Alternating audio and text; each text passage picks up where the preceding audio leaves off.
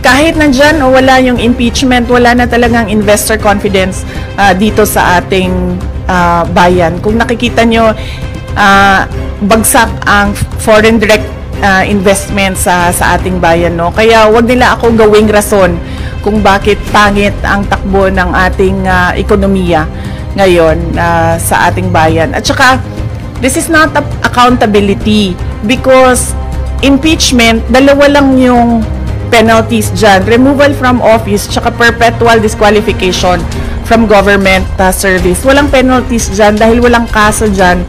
Ito na nga, Vice President Sara Duterte naglabas na ng mga resibo. Gagawing hakbang ng mga buwaya, handa na siya. Pero bago ang lahat, maaari kayong mag-subscribe para maging updated sa mga issue at bagong mga balita. Naglabas nga ng kanyang saloobin ang Vice Presidente tungkol sa ginagawang paninira sa kanya ng Administrasyong Marcos. Mga resibo ni Sara, walang pag-aalinlang ang sinumpalpal sa kanila. Narito ang buong detalye. Ayan, kung wala yung mga partners namin. VP, in relation to this, ma'am, no, despite the significant budget cut which affected some of our programs, including the medical assistance program, marami po sa ating mga partners, ma'am, including the healthcare providers, ang nasasabing they are willing to partner again with OVP if given the chance. Ano po yung tugon natin dito, ma'am, na marami po ang willing na tumulong at handang maging kaagapay ng OVP sa pagbibigay po ng serbisyo sa mga Pilipino? Nagpapasalamat kami sa kanila, no, sa ating mga healthcare institutions, sa kanilang partnership sa Office of the Vice President and sa kanilang recognition sa kahalagahan noong serbisyo na naibibigay natin sa mga underserved communities natin, hindi lang dito sa Mindanao kundi sa buong Pilipinas. Nakakalungkot lang dahil wala na kasi kaming medical and burial assistance. Ito ay tinanggal. Hindi namin siya malagyan ng budget dahil tinanggal talaga yung line item sa Office of the Vice President nung lumabas yung budget ng Office of the Vice President sa General Appropriations Act. Kaya matitigil yung medical and burial assistance, pero masaya kami dahil nandyan pa rin yung mga healthcare institutions na handa makipag-partnership sa mga susunod na taon kung magkakaroon tayo ng budget. Last po, ma'am.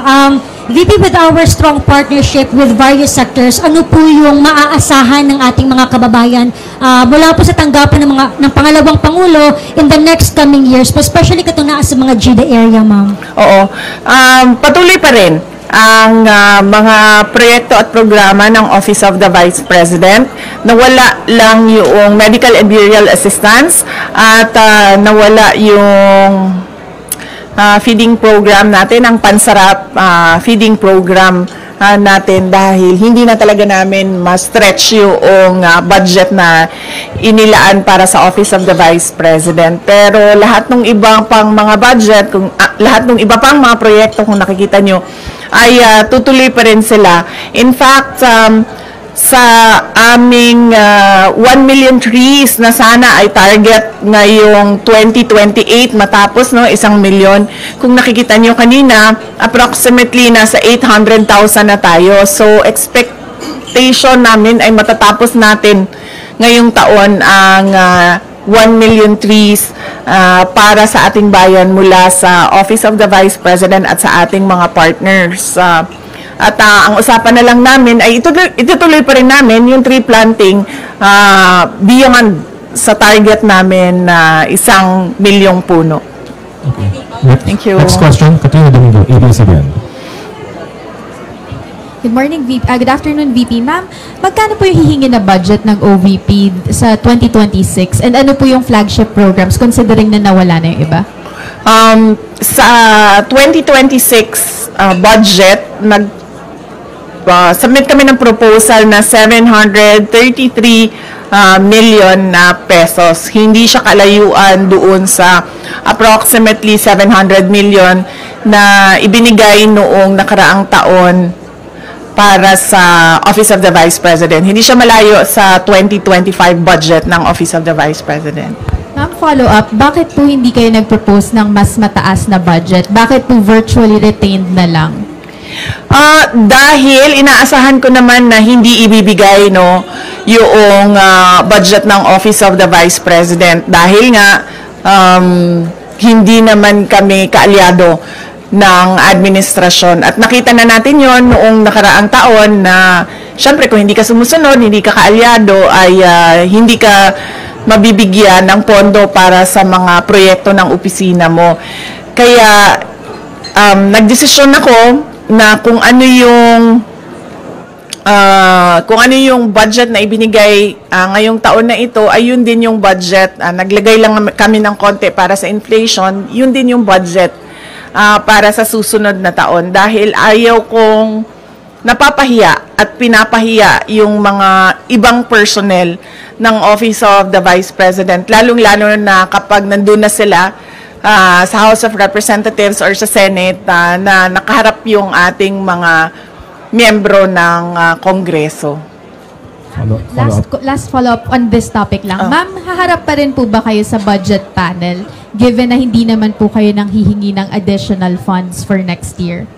Ang Office of the Vice President, oo. Kayo personally? Ako hindi pa kasi hindi naman namin alam kung kailan yung schedule.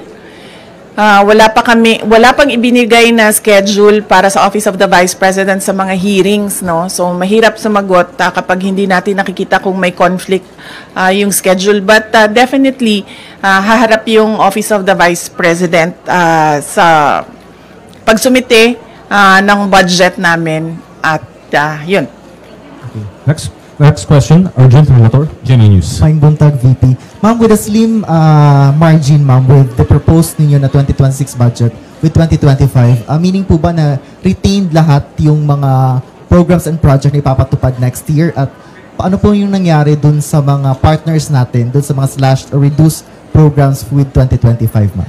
Oo, yung mga partners natin sa MAB at sa Pansarap ay nabigyan na sila ng abiso, no, na wala na budget yung medical and burial assistance at wala na rin yung budget ang Pansarap. So, i-discontinue na namin yung project at yung partnership sa kanila. Follow up. So, expected, ma'am, na for next year, the same projects pa rin na ipapatupad ng OVP. Wala nang may dadagdag po. Yes, oo. Wala kaming madagdag na projects for 2026. Tutuloy pa rin lahat nung nakita nyo, maliban lang sa Pansarap tsaka sa medical and burial assistance. Thank you, ma'am. Any other questions on this matter? Ma'am?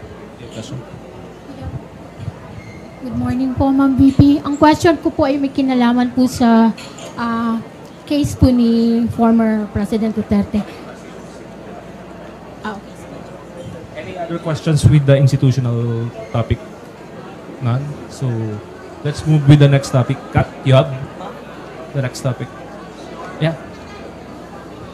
Ma'am, you earlier mentioned in an interview na you are...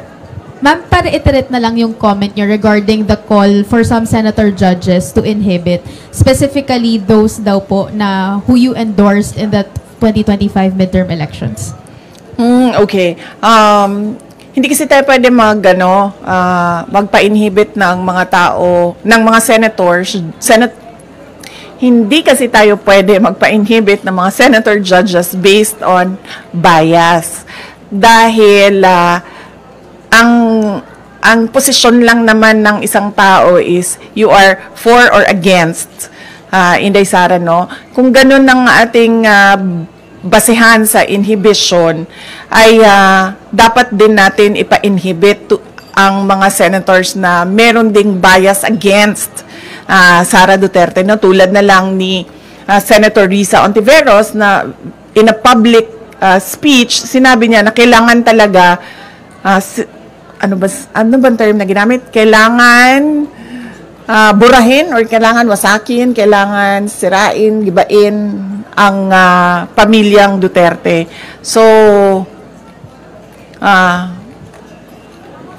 kung ganon na magpa-inhibit tayo based on bias, ay madaming senators ang ipapa-inhibit for or against Sara Duterte. Kaya sinasabi ko, ibigay na natin yung benefit of a doubt dyan sa ating mga senator judges na gagawin nila ang trabaho nila ng patas according to sa sinumpaan nila as senator judges.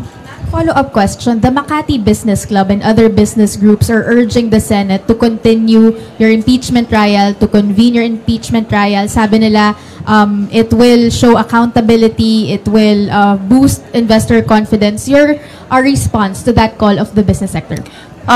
Kahit nandyan o wala yung impeachment, wala na talagang investor confidence dito sa ating bayan. Kung nakikita nyo, bagsak ang foreign direct investments sa ating bayan, no? Kaya wag nila ako gawing rason kung bakit pangit ang takbo ng ating ekonomiya ngayon sa ating bayan. At saka, this is not accountability because impeachment, dalawa lang yung penalties dyan. Removal from office, tsaka perpetual disqualification from government service. Walang penalties dyan dahil walang kaso dyan.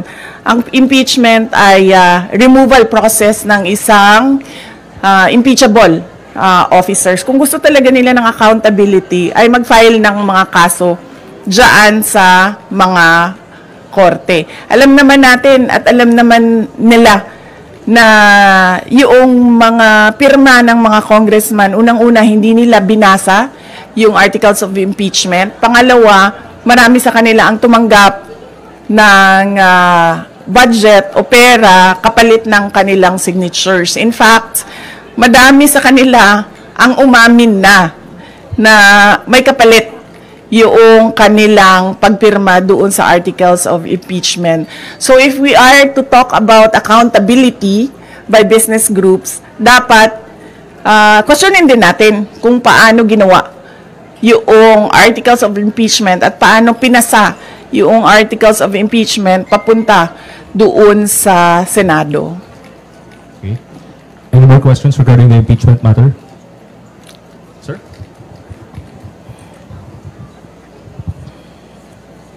BP, good afternoon. So, haharap ka ba sa Senado dahil nag-issue sila ng summon? Hindi ko pa kasi, sir, pagkakaalam kung kinakailangan ang personal appearance. Yun ang hindi ko alam dahil hindi ko nabasa yung summons. Yung summons namin ay nandoon sa mga abogado at sila yung magdidesisyon kung ano yung gagawin doon sa summons. Okay. Ma'am, there's a phone-in question here from the Billionaire News Channel. Comment lang po dun, they are asking your comment regarding dun sa report ng OpenAI, the mother company of ChatGPT, that the PR firm of the son of Yossi Tanco, a billionaire, is behind the anti-Sara Duterte post online using ChatGPT platform. And your comment, ma'am. Oo. Actually, hindi lang yung kay Tanco, no? Ang kumpanya na nagpapatakbo ng programs na anti-Sara Duterte online, anti-Duterte online, no? Meron pang mga ibang kumpanya na alam namin na ganun yung ginagawa nila at alam din namin na bayad sila. Kaya ako nagsasabi lagi, no, na yung ginagawa sa akin ay threats, harassment, and intended to disqualify me from the 2028 presidential elections. Kasi tulad niyan, tingnan nyo, noon may TRICOM ba ang tawag noon? Tawag nung hearing, Quadcom, tapos may TRICOM for fake news and for fake news, yes. May TRICOM na for fake news. Pero kung makikita nyo, ang mga tinawag nila doon ay mga lehitimong owners ng Facebook account using their freedom of speech and expression. Mga lehitimong social media personalities na nagbibigay ng kanilang opinion na hindi naman bawal sa batas, pero nakakalungkot kasi yung kanilang opinion pro-Duterte, pro-Sara Duterte, at yun ang iniimbestigahan. Pero ang mga tulad nito, mga kumpanya na ang negosyo nila ay gumagamit ng mga program para sirain ang pangalan ng isang tao, ay hindi man lang kahit isang beses tinawag doon sa TRICOM na investigation ng House of Representatives. So yan, nagpapakita na itong lahat ay ano lang talaga, politika at harassment sa mga kalaban sa politika ng administrasyon. Hindi na yan ang galing sa amin, sir, ha? Hindi na kami nagsasalita kung anong mga panggigipit ang ginagawa sa amin. Tumatahimik na lang kami. Yung mga kaalyado namin, tumatahimik na lang. Yan talaga, tulad nung pag-amin ng mga congressman na may natanggap silang pera, kapalit ang signature, yung nilabas ng OpenAI na isang kumpanya na involved sa paninirang puri ng mga tao, ay hindi galing sa amin. Galing na sa universe. So, para lang ipakita sa mga tao na kung anong ginagawa ng administrasyon. Puro politika, walang trabaho. At ngayon, gusto pang i-blame, no, sa akin ang bagsak na ekonomiya ng Pilipinas. Any follow-up there? Kat? Do you intend to file cases against that company? Hindi na, ma'am. Sobrang napahiya na siya doon nung nilabas yon ng AI. I mean, nasaan na yung credibility mo as a service provider nung sinabi na ganyan yung negosyo mo. So, ano pang point na kasuhan ko siya? Nakakahiya na yung napahiya na siya doon sa nangyari. At nakita ng buong mundo yung kahihiyan na ginawa niya. Ma'am, just speaking of AI, meron pong video ngayon na shinare daw si Senator Bato and si Vice Mayor Baste, claiming na it's an artificial intelligence generated AI in support of you. Your comment po doon sa nangyaring pag-share daw po di umano nung AI generated video. Wala naman problema siguro sa pag-share ng AI video in support of sa akin. Basta hindi ginagawang negosyo. Kung baga, if I were a social media account owner and gagawa ako ng AI to support a certain personality, walang problema doon kasi hindi ko naman siya ginagawang negosyo eh. Hindi ko naman binibenta sa mga tao yung produkto ko eh. Okay. No more questions on that topic. Okay, we move to the last two topics po. ICC, Kat, or Arjil? Arjil. Ma'am, good morning again, ma'am. Any update, ma'am, with regards dun sa isang state party ng ICC na willing daw mag-adopt kay FPRRD na any case mag-grant yung request for interim release? And any update po dun sa request for interim release ng Defense Council? Oo. Yung request for interim release ay nasubmit na ng Defense Council ni dating Pangulong Rodrigo Duterte. Nakalagay yon sa website ng ICC. Accessible yon sa ating lahat. At makikita natin doon kung ano ang mga pinagbasehan ng request for interim release, ano yung mga justification at explanations ng defense team ni dating Pangulong Duterte sa interim release. Merong mga redacted portions doon dahil naisip ng defense team na kailangan maging confidential yung ibang impormasyon doon. Pero yun ay available naman sa prosecutors, sa judges, and ang pagkakaalam ko, available din siya doon sa representatives ng mga biktima. Yun lang yung, kung ano yung nalalaman natin lahat sa publiko, yun lang din yung maibigay ko sa inyo na information. Yung iba pa ay kailangan tanungin at sagutin na ni Attorney Nicholas Kaufman. Ma'am, any update dun sa oath-taking ni FPRRD? Or any case, ma'am, before ba ng June 30 possible na ma-release na si FPRRD? Nakikita niyo pa yung possibility na gano'n, ma'am? June 30? Apo. Wala kasing binigay na timeline. Walang binigay na timeline yung lawyer. pero lagi niyang sinasabi, we are hoping that it will be granted the soonest possible time. Yan yung lagi niyang sagot kapag tinatanong siya about interim release. Doon sa oath-taking, hindi ko alam kung ano yung discussions niya. Iba din ng mga abogado ni dating Pangulong Duterte sa oath-taking niya. Mga Filipino lawyers ang kausap niya at nag-aasikaso ng kanyang oath-taking. Ma'am, you have any idea dun sa non-filing daw po ni FPRRD nung kanyang sauce sa COMELEC? Baka may discussion kayo with the local lawyers niya po. Ang pagkakaalam ko ay kailangan ng oath yun. At hindi sila ata makapag-file kasi walang oath. So, ang ginawa ng lawyer ni dating Pangulong Duterte ay nagrepresenta siya para kay dating Pangulong Duterte doon sa COMELEC. Last 2 questions. Sige, ma'am. VP, good afternoon po. Doon po sa case po ni FPRD, alam mo ba natin, ma'am, kung nag-file na po ng motion to respond ang prosecution with regards po doon sa request po ni former president po ng interim release?